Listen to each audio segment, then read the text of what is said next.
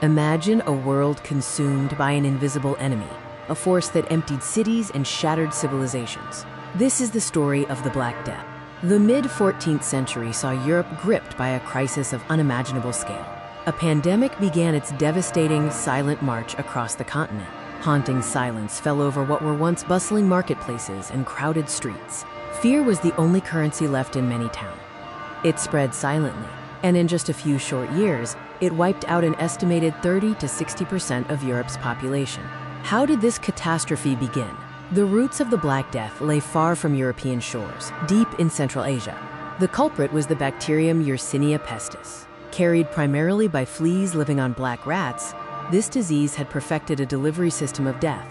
From its origins, the plague followed established trade routes, moving across continents with terrifying speed. It was a global tragedy long before the modern era. Ships, laden not just with silk and spice, but with infected rats, brought the plague to Mediterranean ports by 1347. From there, it consumed Europe entirely.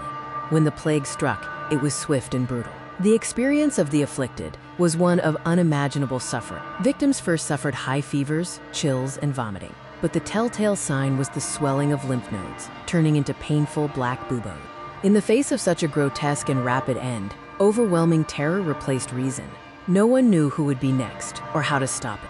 Amidst the chaos emerged a figure of both fear and fascination, the plague doctor. Clad in a long leather coat and a distinctive mask with a beak, filled with sweet herbs to ward off bad air, they became an enduring symbol of the pandemic. With no true understanding of germ theory, their treatments were often useless, sometimes even accelerating the suffering.